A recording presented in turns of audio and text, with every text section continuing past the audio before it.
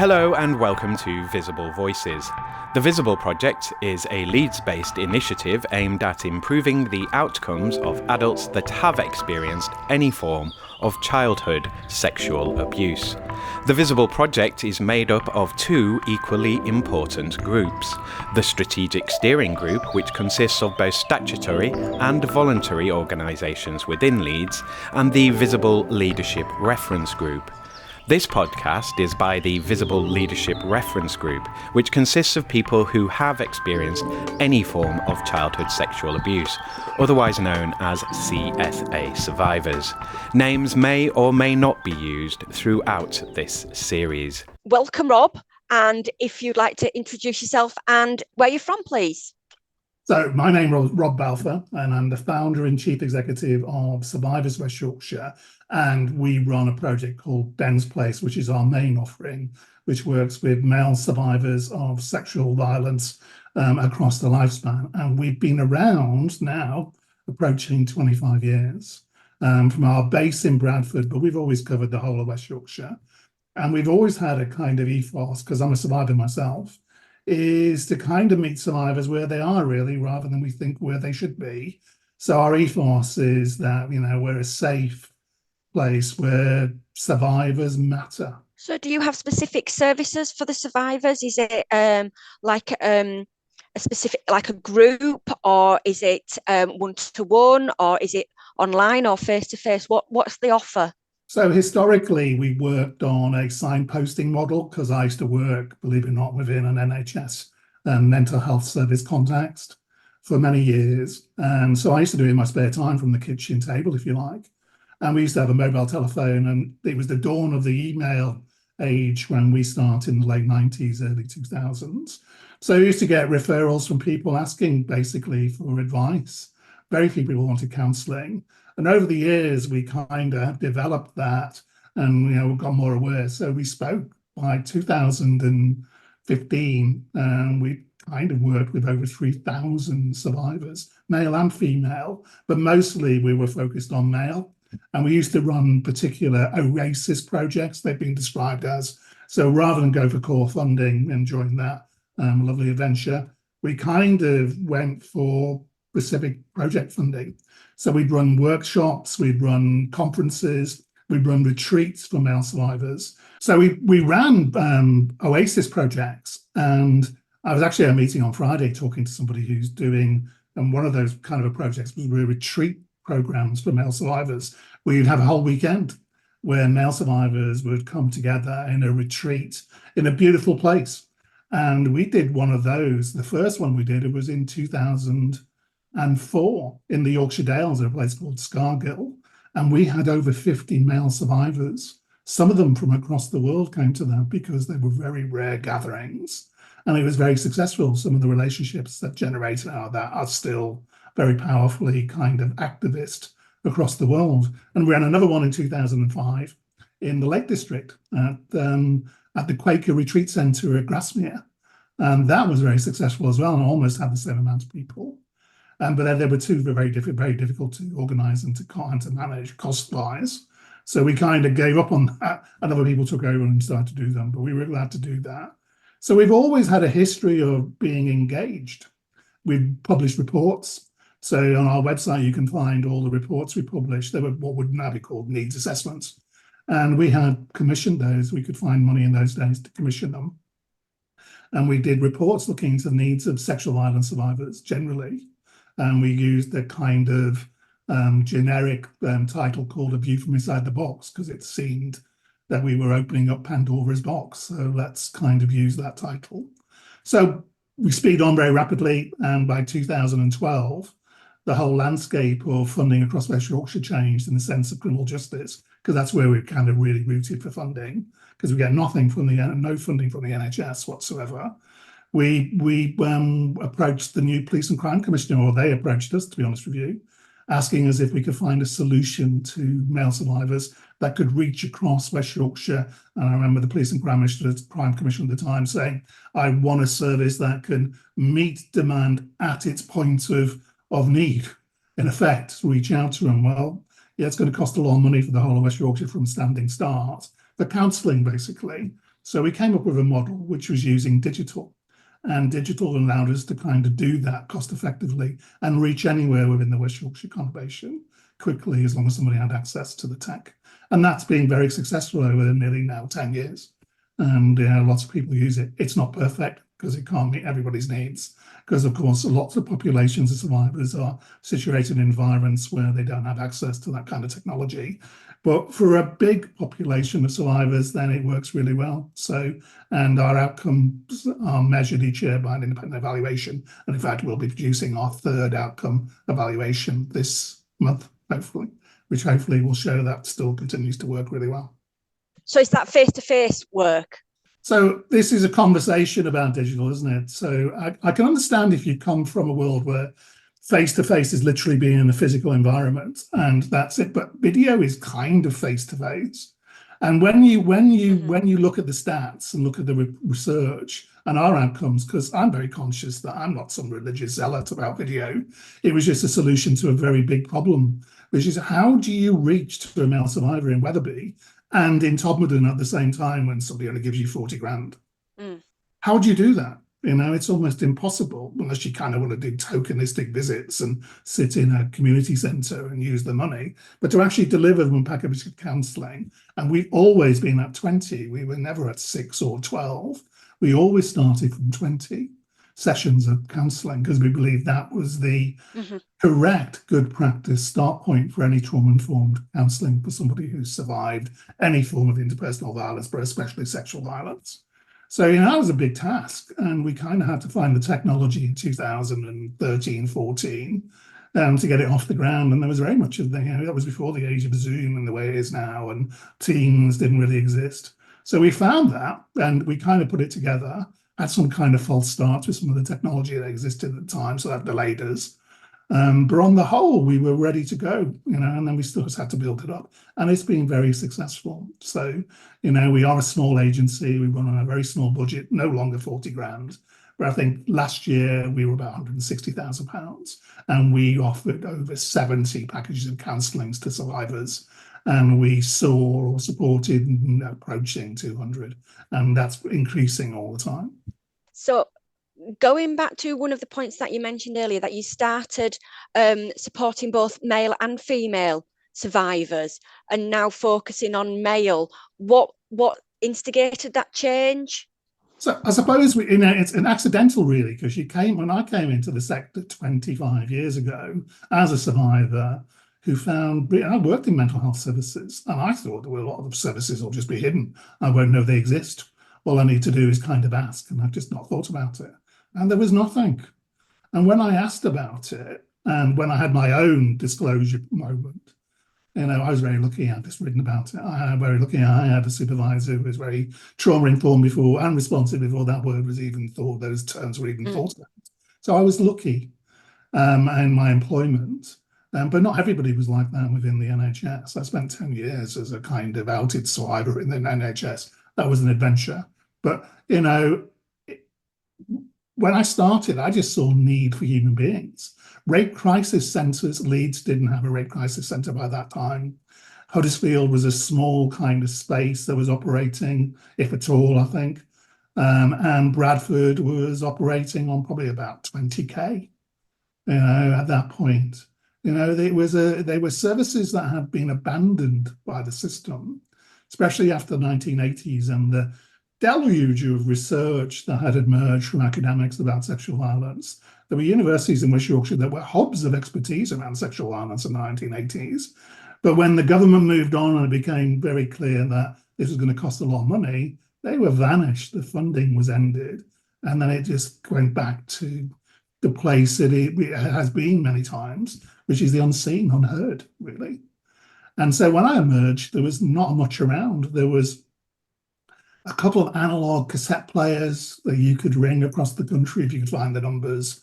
NAPAC, which is the National Association of People Abused in Childhood, operated from the NHPCC's headquarters, in effect, from a cardboard box on a desk in somebody's office where the mail could be received. And then they would respond within 3 months of you writing to them. There were a couple of telephone lines. Email was starting to emerge. but there were no services really. Rape crisis, nothing particularly for males. And where there were services for females, there were about 4 or 5 left in the country. So, it was a desert for sexual violence specialist services. So I thought, well, that's not good enough, because I got angry. So I kind of got a mobile phone and I got an email address, and I had some leaflets printed with my own money, and I started putting them out in community centres, in CVSs as they were called then. And, started to get phone calls really. And I'd answer the voicemails, I'd ring people back and kind of see what I could do, even if it was just to kind of support them morally, really, to kind of know that they weren't alone and there were limited resources, being very honest with them, but trying to find pathways for them as much as possible. And we did that for, as I say, for nearly 15 years with Oasis Project. So the need and the work that you've started was from your own experience of identifying that there was nothing there. Yeah, and I was angry. And, I don't think it's wrong to be angry about the fact that you are vanished, male or female. I think, systems are people, and people are responsible for their agendas and their priorities in those systems. And what I saw was a complete lack of insight into the need, or a kind of a drive not to see it, is another way of putting it. Almost that they knew it existed. I spoke to people within my own context and working in the NHS who told me they knew, because you could read it in people's files. So I wasn't a client within or a patient with mental health services. I was a worker. And I'd read the files of people who came from backgrounds from the mental health hospitals to looked after care. I came from looked after care myself. And you'd read it within the notes. You'd read it about difficult childhood. It was all coded though. Nobody actually said what it was within the files, or very rarely. And, so you kind of, and the view was that we're not here to deal with the etiology, I was told. Off the record, someone once told me we're to deal with the presentation and to maintain people, not to open it up, because we can't deal with it. I find that absolutely ridiculous. I said, well, the cause is clear, isn't it? So, and even then, the evidence, I discovered the ACE research in around 2002 when I was doing an Open University degree course, and kind of started talking about ACE's adverse childhood experiences and kind of looking at that stuff. And then I was told, well, we don't really want to open it up on the quiet because we're frightened of the consequences. And I think that still plays out today in many ways, in different ways, not just financial consequences, legal consequences, but I think there's a moral consequence. And I think that mirrors what you're seeing inside the post office scandal, which is people in institutions are people who have looked the other way at things they shouldn't have looked the other way at, and have carried on regardless of the consequences for the people who were the victims of those choices. And just picking up on, like you say, the terminology that's used, the words that's used, we seem to be, like you've said, it's in notes and recordings, and from somebody who I've read my medical notes, it's in there. It's tried to be fluffy and try to make things more palatable, and the words that I use, rather than saying what it actually is, it might be child rape or something like that. We just try and make it seem more palatable and more okay to be dealing with, and minimize it really. So palatable for you have to ask palatable for who.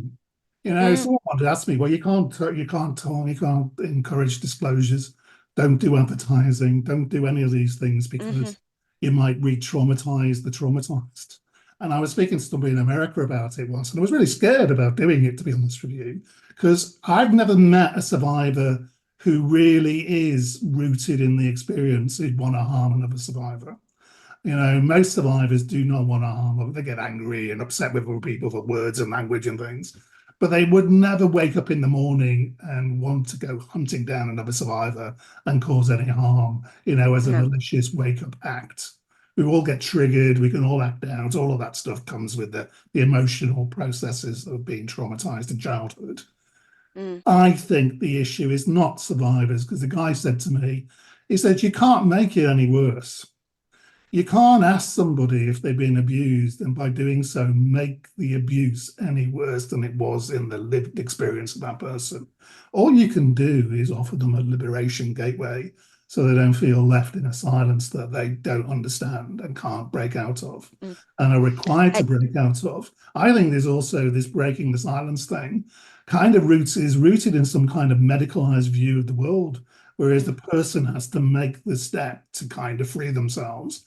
And I've always used the word challenging the silence, because I think the silence is cultural and it forces survivors into boxes of silence. And then they have to break it, at often great personal cost to themselves and a great distress, because the responses, as I'm sure you'll be aware, are often not the best responses.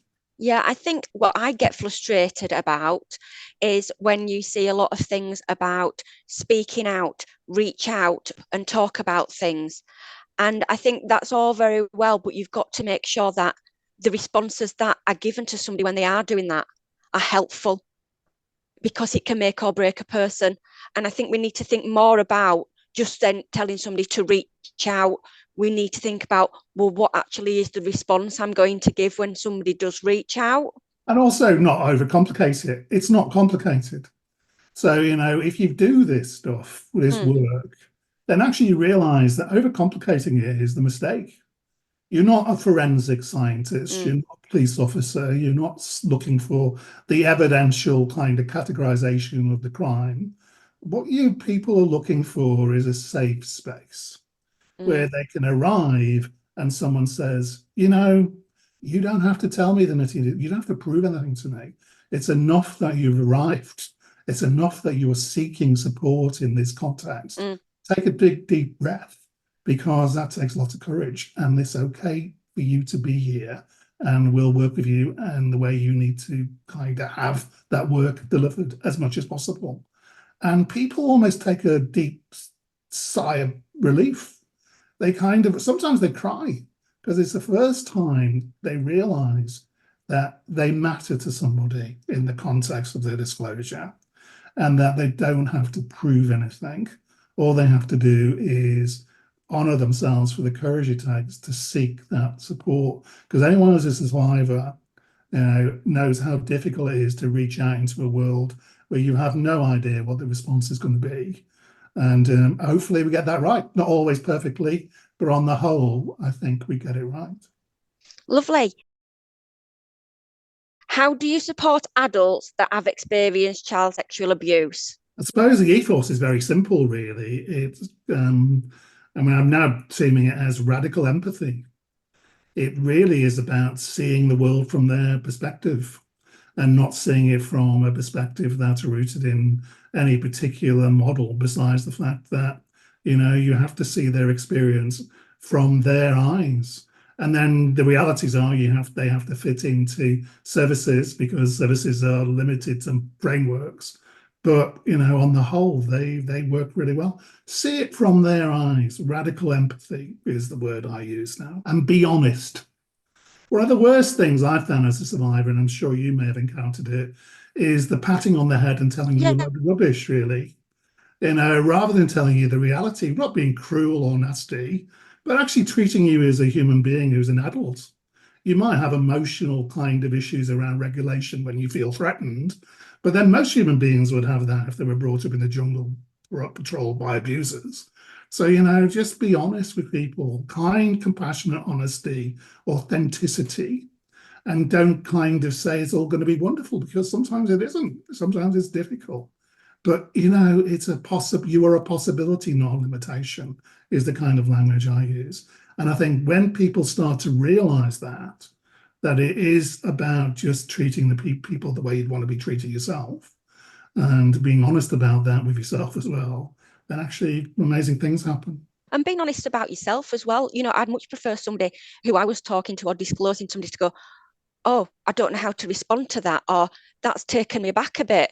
I'd prefer somebody doing that or saying that than somebody coming out with lots of words they'd rehearsed, or a dialogue that they'd been taught on a safeguarding course or something like that.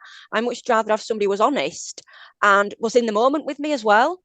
So we have a lot of, I pushed the argument, the whole thing about adverse child. I'm not a particular fan of it. Even the people who did the research aren't a fan of ACEs. His kind of way of kind of categorizing a conversation really about trauma. But, and I pushed that in West Yorkshire, and I push it and still push it. I think it's a gate opener in many ways. and is a conversation. I mean, but trauma-informed responsive is actually very simple. It comes down to one word: human. And we all know what human is. Then you bring all the magic box of education and kind of training that you may have had as a kind of toolkit to kind of help you to be there for somebody, but you're not going to fix it. There's no cure for trauma. It's been done. But there is a lot of possibility about recovery and growth if you walk alongside people, keep them company, and tell them, you know what, you don't have to hide in the darkness and be quiet and not live a life because that's the safest way for you to exist. You can live a life, then you can share that life with people around you and enjoy the world. You are not limited by the dysfunction of the abuser. You may be limited sometimes by the stories you're told from people who don't really get your possibility. That's really impactful and really empowering. So people are people. You know, I've met people who have no education whatsoever, who are the best therapists you'll ever meet in your life. And I've met people who have PhDs in counselling who genuinely I'd be scared to go and see. What heals people is people. And, you know, that has to happen within systems, and systems have to have protocols. But if you're so scared of kind of venturing into someone's lived experience because of the dysfunctional nature of what was done to them, then, you know, move out of the way and let other people come into those service spaces to start doing the work, because these people can't wait. Their lives ebb away. Like I've gone back to the post office again. The most horrifying part of it is that it's been going on for 20 years, that story. I've known about it for a long, long time. People have died. People have taken their own lives. You know, people have been lost in nightmares before basically systems who just can't get the damage they were doing, or if they did know the damage they were doing, you know, ignored it. It's criminal, and there should be prosecutions and accountability. Hopefully that happens, but who knows?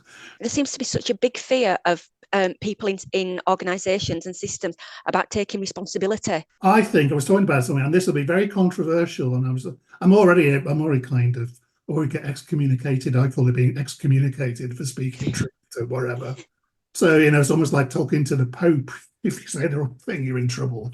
But I'm going to say it anyway. I actually think, because I was told it was about money once, that this is all about money. That if we divert the money we have in mental health services, in particular into trauma-informed services, can you guarantee to me that we'll get better outcomes? And that was said to me at a very senior level within a government department nearly 20 years ago. So the system has known about trauma for a long, long time. It's had all the data. It's like the post office. It's had the independent reports into Horizon software. You know, they've been there since 2003, seemingly. So the system knows the issue. It just refused to deal with it. And I think now there's a great threat, because you can see the paradigm shift happening, and you can see the shift from a mental model to a mental illness model, a reductionist model, to a trauma-informed, listening to people's lived experience as being basically the answer and the gateway to helping them to heal and manage their lives in much more positive ways. And I think it's not about money. I don't think it's about education. I mean, how much education, if you've got a master's degree, a lot of NHS people are very well educated. How much do you need to understand trauma-informed? You know, you'll have to explain it to me, because I don't think it takes more than 10 minutes. I think they're bothered about being shamed. I think the real issue now in the system is being shamed, which is what's going on in the post office. That's why I'm using it as an example. Is a lot of post office people are either pushing back and saying they were all crooks anyway, and he's just been suspended. But a lot of them are beginning to realise actually they might be accountable, and not necessarily in a criminal sense, but in a moral sense. Because if you know something doesn't work and you know it isn't producing the outcomes, why are you delaying shifting?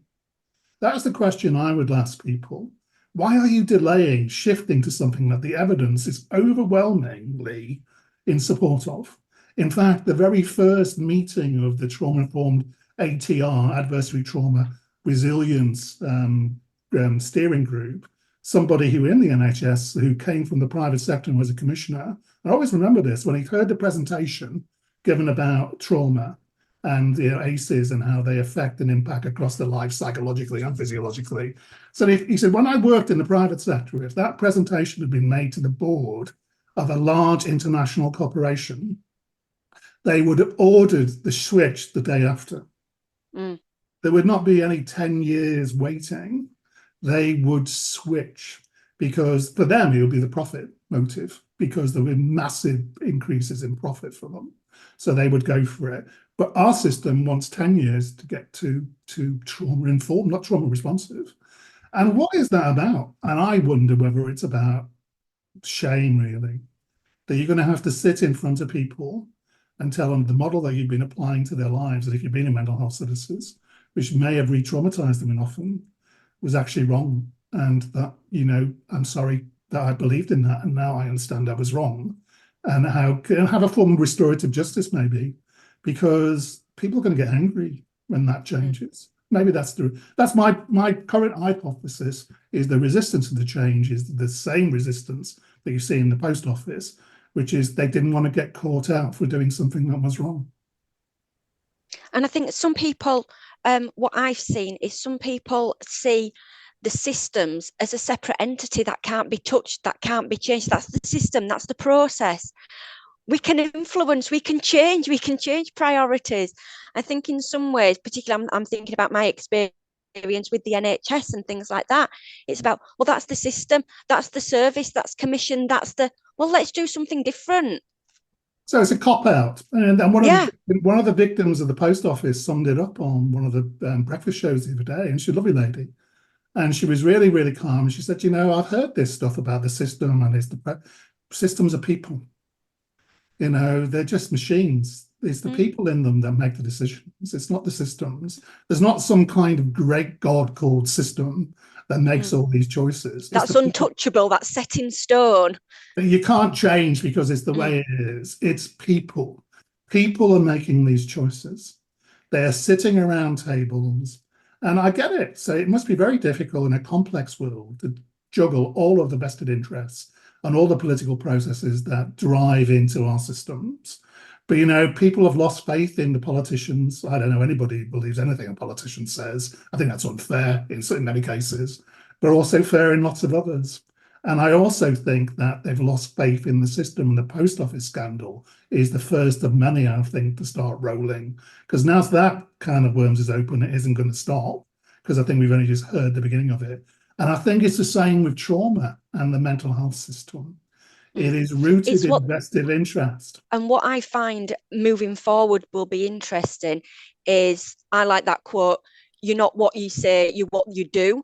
And so it'll be interesting that what actually gets put into practice, which can mirror on what we're talking about, and like the recent reports from the inquiry into child sexual abuse and the Truth Project and that kind of thing. So yes, the report's been done, the 60 odd reports have been published, recommendations have been published. We're saying lots of things. Last week we had the government response to it, and it's like, you're saying all this stuff, I'm not bothered what you're saying, I'd like to know what you actually do. And so only time will tell. And that's like with other things like the post office and things. So I think people are waiting out. The problem with being inside the bubble of an institution is you maybe don't spend a lot of time walking on the streets listening to what people are saying, because you're too busy in your bubble. Yes. And trying to make it more complicated, like you said, trauma-informed care. For me, I've put a thing on LinkedIn and I can tell you what trauma-informed care is in a couple of seconds. It's about treating somebody as an individual human being. It's all it is. And listening to them and not making judgments, and then not rushing to some form of kind of solution and offering them choices. And what would they like? It's not hard to do. It's easy. But I think, people are waking up, and systems can entrench themselves. They can dig in and say we're under massive financial pressures. And I get it. I am actually quite empathic to it. But you're going to have to shift. You can either shift progressively because you see it and take a lead, you do the leadership thing, or you can wait to be dragged to it, kicking and screaming, and all the distress that'll be caused to your workers and to the service users within those systems during that process. Ben's Place is named after a young Leeds male survivor who took his own life at 23 on a ward, mental health ward in Leeds. I'm not attributing blame or any of that. What I'm saying is that I think that was avoidable. So if our services had been up to speed and they'd kind of changed, because the psychiatrist in charge of that ward at the inquest said they weren't trained to deal with trauma, which I kind of just shake my head at, to be honest with you. So, and he was 23 and had been abused when he was 11. And when he finally wanted to talk about it, there was nowhere for him to go in his mind. So he took his own life. And probably his feelings and behaviours were just medicalised.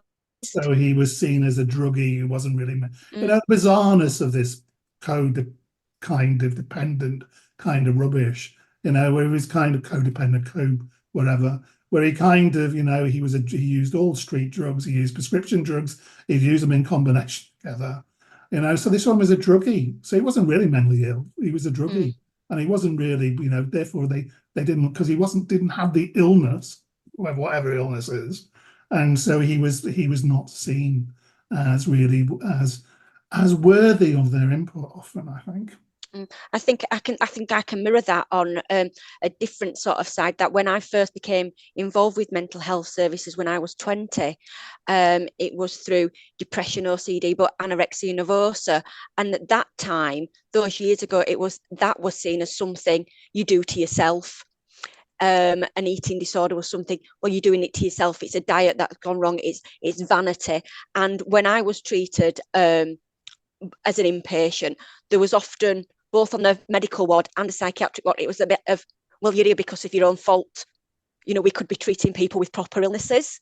So I think it mirrors that a little bit. So you've talked about how Ben's Place got its name and how it came about. How do people access Ben's Place? So we're very lean and mean, as they say, though I would like to say probably lean and agile.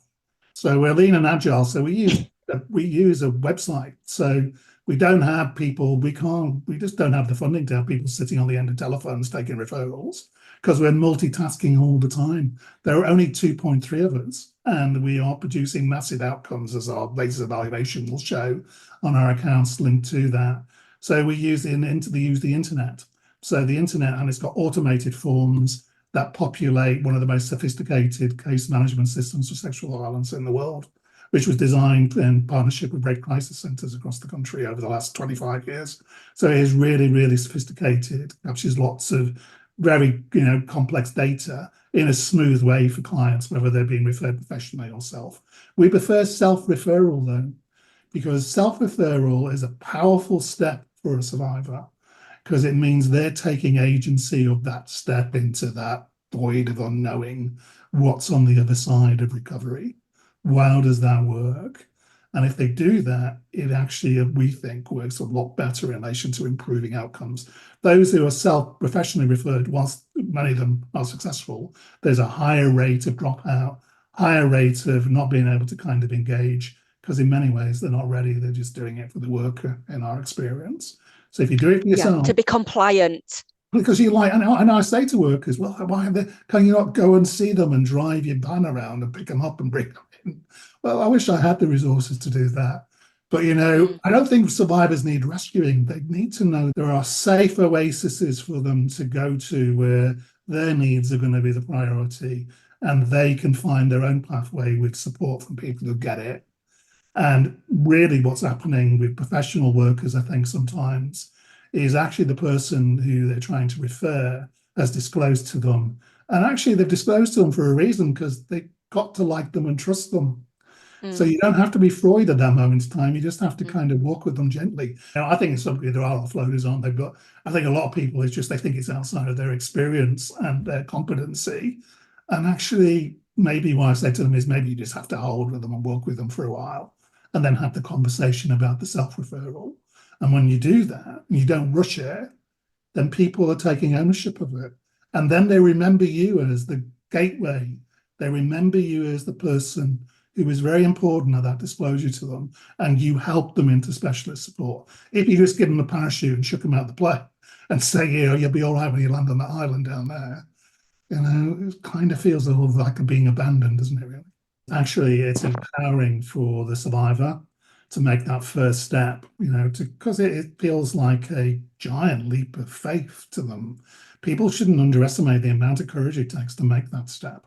And I reinforce that to every survivor who enters through the gateway, is that you should, take a deep breath and be very, very proud of yourself, because it takes so much courage to do what you've just done.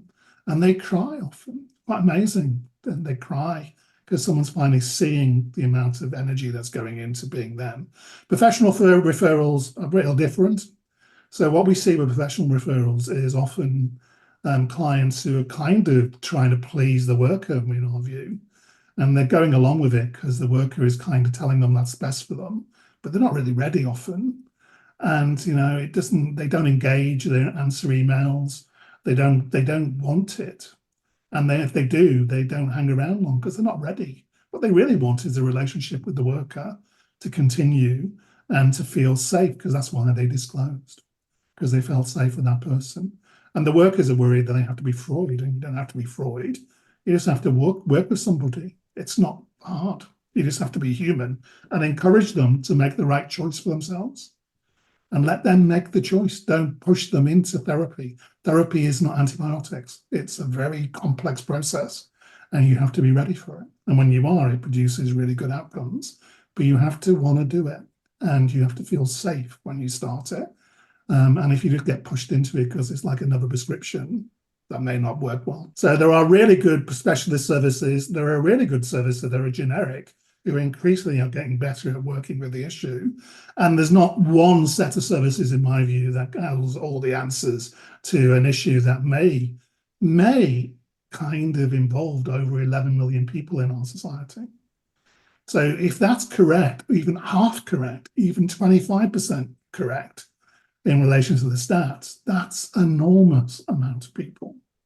It's going to take a lot of people to kind of work together to find the right services mix, and not all services will be one stop. So there'll be kind of complex matrices of services. Yeah, so there's a lot more we can do by working together and changing the way society deals with sexual violence, to be honest. Brilliant.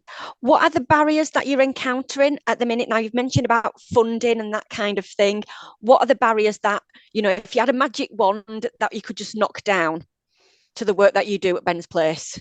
It's never really changed. So I'll be very honest. It's always been what I've kind of battered on to the people who run the system, is why don't you all sit around the table with all the people who are doing the work and have a really open conversation about how you can do it smarter and kind of work together rather than this competition, and actually deal with the issue rather than kind of trying to bite a bit off here and another bit there and tick a box there and all the rest of it. Actually deal with it. West Yorkshire is the ideal place to do it because it has some of the highest levels of sexual violence, both for children and adults. Hope is the most powerful word in humanness. It's everywhere. It's universal, from China to Mongolia to the steppes of Russia to Alaska. It's there. In every language, there'll be a word for hope. And we really need to remember the hope of change, because change will change it for children. So there'll be less children who are abused, and there will be less adults lost in silence. And if only people in leadership would understand that this is a war, and it's a war in the sense that you have to put the resources and the focus that you would do if the Russian tanks were marching across France towards the English Channel, and then you would certainly be mobilizing all your resources. And we need to kind of do a similar thing for child protection and for the legacies, and we need to change systems. If something doesn't work, if it's been proven not to work, find pathways for those who have vested interest in it because they've got the education to transition to the new models. And if they resist, ask them why they're resisting, when it can do better, more good work. Lovely. What age can you access Ben's Place from? technically 16 plus, but really in reality, we're probably looking at 18 plus. So it's, and we need, it brings us to another issue, which we need lots of services for young survivors, male and female. But we kind of have worked with 16 plus, but it's much more challenging. 16 plus, not every 16-year-old is ready. 18 plus, and the majority, but we are seeing lots and lots more young survivors in their early 20s, especially from universities. So there's a massive shift going on. And that's another sign of change in the culture the system should be taking notice of. They're not 50, 60-year-old guys like me showing up looking for support after a landscape of disaster throughout their lives. Is actually often, it's now 22-year-olds who are doing their degrees and don't want that legacy. They don't want to live that kind of nightmare for the next 40, 50 years. They want to find help. That's an amazingly hopeful, positive thing. Challenging to engage at that young age, but yeah, they do really good. So change is happening anyway, and that's the hope, change.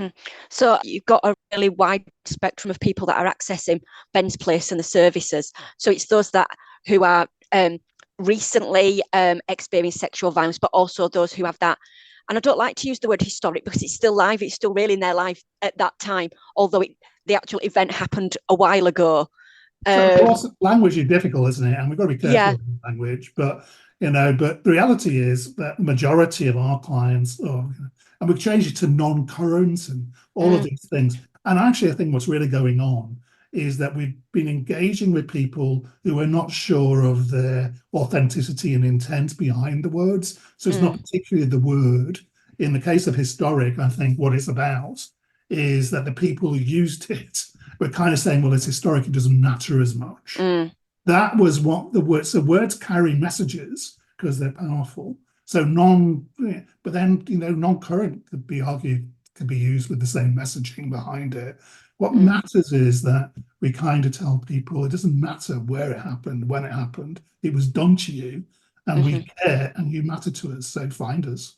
And we'll do everything we can within our power to help you to find the answers that you deserve, because you certainly don't deserve to live the legacies of somebody else's dysfunction. That's the kind of messaging that I use.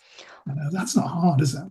What sort of response are you getting from men that access your services? Humbling.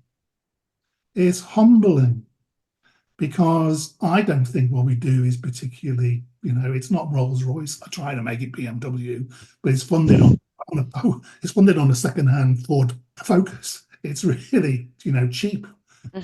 But what they say, and this is not me, they say this. One of them said that when he arrived, and it was recently he wrote this, when he arrived and he did the kind of first chat with me, was that, he expected it to be like any other service. He'd expected it to be like, oh, well, yeah, they'll be nice to me and they'll pat me on there and they'll offer me 6 sessions and, I'll be fine, but they won't be really interested. He says within a few minutes, and I realized I was somewhere very different. And the more I heard what was being said to me, the more I realized that this was the right decision. And the more it went on, the more I realized that actually I felt safe to go to that stage of counselling, because actually I was enthusiastic for it, because I saw the possibilities of it. That's not me saying that, it's him. So I sit back and think, after 25 years, and it's easy to get jaded when you go to meeting after meeting after meeting after meeting after meeting, and it goes in circles, and they tell you you're going to do all these wonderful things, and then the next thing, nothing ever happens, and they're doing it with somebody else down the road because they like them better. And you kind of sit there, what do you have to say and what do you have to do? What matters is that person's experience, is that they found a safe space, and that safe space gave them a sense that they could go forward, hopefully, that it wasn't going to be easy, but they could do it, and there was a possibility that at the end of it they would feel better. Thank you for your time, Rob. Thank you very much. I really think it's important to get some other voices out there, not just mine, but lots more. You should be doing lots more and using Zoom, because you can capture a lot of other people who can kind of give a lot of perspectives. I think it'd be really, really useful. Yeah. So anyway, I shall let you go. Thank you very much. Have a good afternoon. Thank you. Ciao. Bye. Bye. Bye. Thank you for listening to this episode. We hope you found Visible Voices interesting, thought-provoking, and helpful. If you have any ideas about how we can improve the podcast to make it more useful to your service, please feel free to contact us. Visible Voices was created and delivered by the Visible Leadership Reference Group. The podcast production was facilitated by Western Studios Leeds Limited, and the music was created and produced by Mark Parvin, aka Marvin Parks. You can follow Visible on Twitter and Facebook. If the content of this podcast has affected you and you live in Leeds, please go to the child abuse subsection of the Mindwell website. That's mindwell-leeds.org.uk.